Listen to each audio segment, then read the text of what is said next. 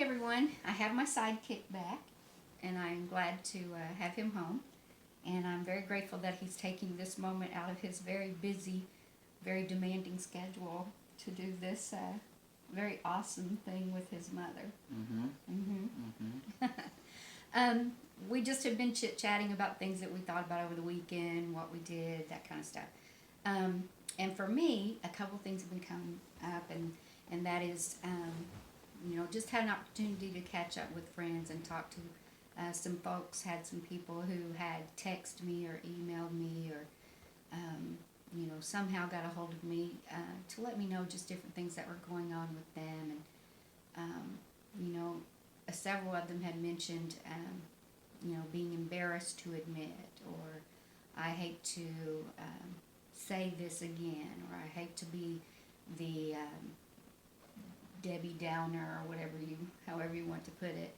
And then others have talked about just being exasperated, not knowing where to start, feeling like there's so many things occurring, and having emotions wrapped up in everything, as well as some are suffering financially, etc. So, and what do you do? Where do you begin with yourself? And then if you're aware of a need, what do you do? Right? Mm-hmm. How do you help? What do you do? And so I just have been having some thoughts about that. First of all, I guess I want to say, if we're truly practicing humility, if we are truly looking to the needs of one another and understanding the depth of the need and the opportunities that are available to us right now, then we should not at all ever approach anyone as though we would make them feel less than because they need help. And if we're all very honest, there are times when maybe you're in that position to give help, to be of help to someone else. But then all of us have also been in that place where we've needed help, regardless of, what that looks like. So I had been looking at a couple scriptures, and I'll share those out in a moment. A book that I did share out because this came through a sermon that I listened to over the weekend, and I'm looking very forward to reading it as well. And it's called The Imperfect Disciple, so look that up. It describes me, so maybe it describes you. But we're used to the Bible stories or the testimonies where everything was going wrong and then it went right, or I didn't know what to do, but this saint came along, and kudos if you are a saint, kudos if you are perfect, kudos if you got your stuff together. But I tend to be on the other side of things that sometimes I don't. And so that book, it's called Imperfect Disciple, was shared through a sermon over the weekend, and I'd love for you to check it out. So help me out, join in. You're very quiet since you're back home. Yeah. I don't know. This past week's been busy. Weather's been pretty good. That's about it. You're cracking me up. That's it? Yeah, basically. I mean, not much to do. It's the same thing every day. Wake up, do your work, go back to bed. Yeah, we went through that, remember? Yeah. And I'm not going to say the 4 things because he says I say them in every video. So, She does. yeah. So, anyway. Okay, so I wanted to share out a scripture because he didn't want to take a long time. He's like, I just got home. I just wanted to eat dinner, and we were at the store for like 6 hours. Not true. 4, my bad. Not true. You can't deny that. No, look at the camera and say you weren't at the store for like 4 hours. We were not at the store for 4 hours. Yeah. I will give you 2.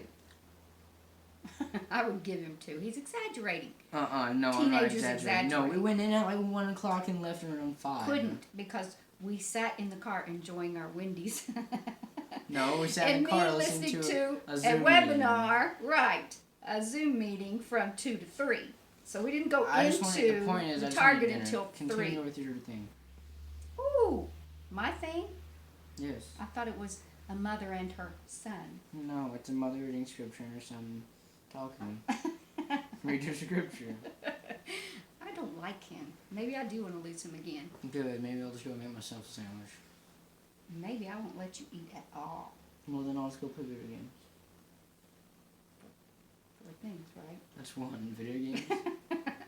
All right. So the scripture that kind of came to mind was, I guess sometimes, sometimes we don't help because we don't know what to do, Or we just don't want to.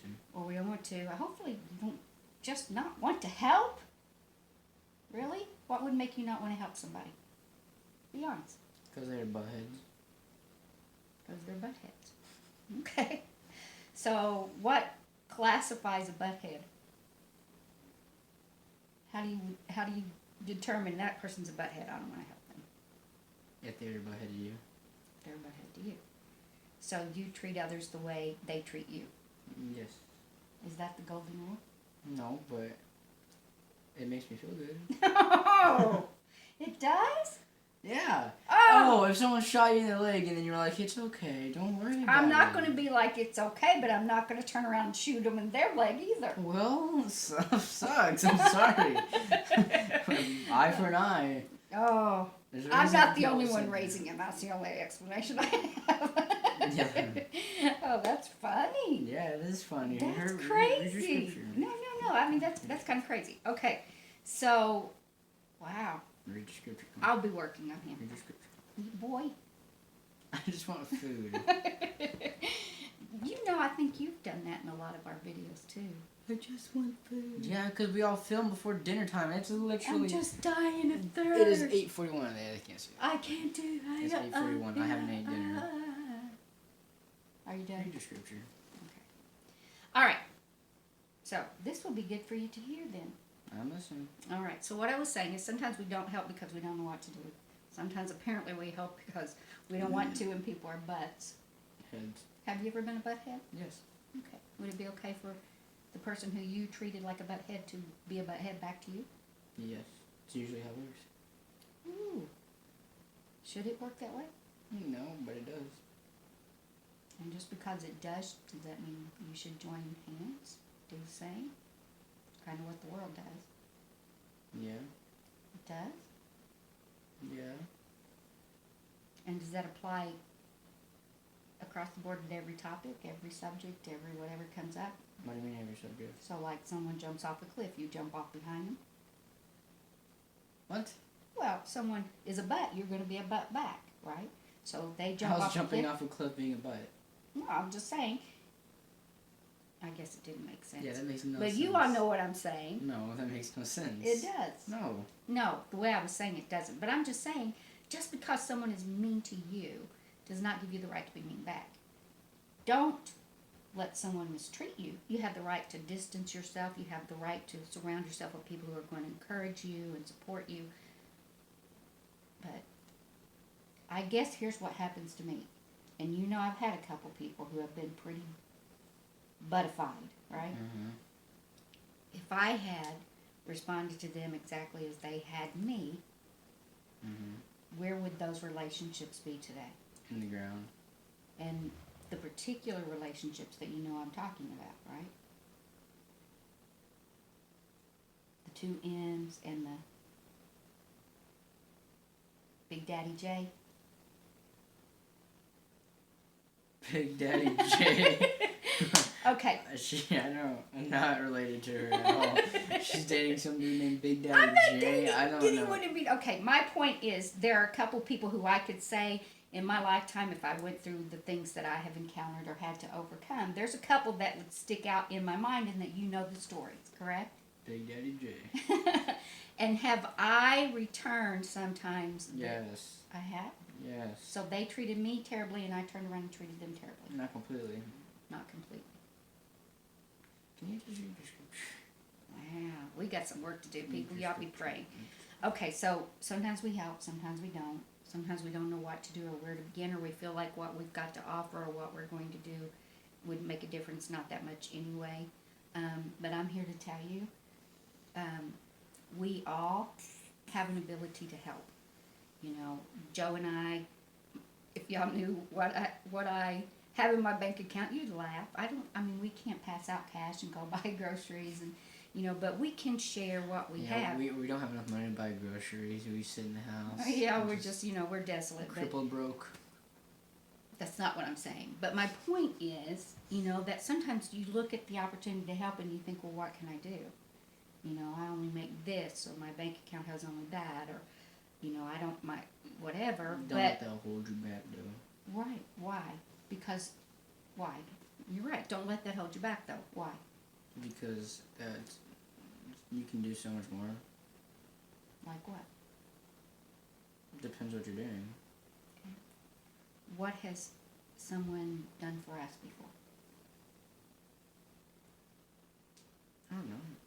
I'm not good at thinking on the spot. Just go. Okay. So, yeah, so I guess my point being there that, you know, it doesn't, there's so much, sometimes it's just listening to someone, would you agree? Mm-hmm. Someone's had a bad day, or a friend, you said this to me, you had a friend at one point who went through a divorce, right? Their parents were divorcing, and you... A friend. A friend? What are you laughing about? Nothing. Well, I'm not going to say their name. Obviously. That wouldn't be right. Well, yeah, but also we're not on good terms. But you Just- were.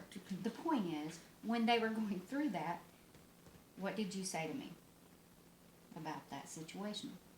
Their parents were divorcing, and you, what? Bullied him. Come on, what did you do? Helped him with his depression.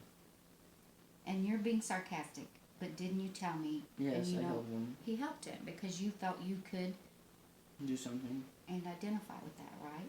Yes, slid him a $20 bill. That's good.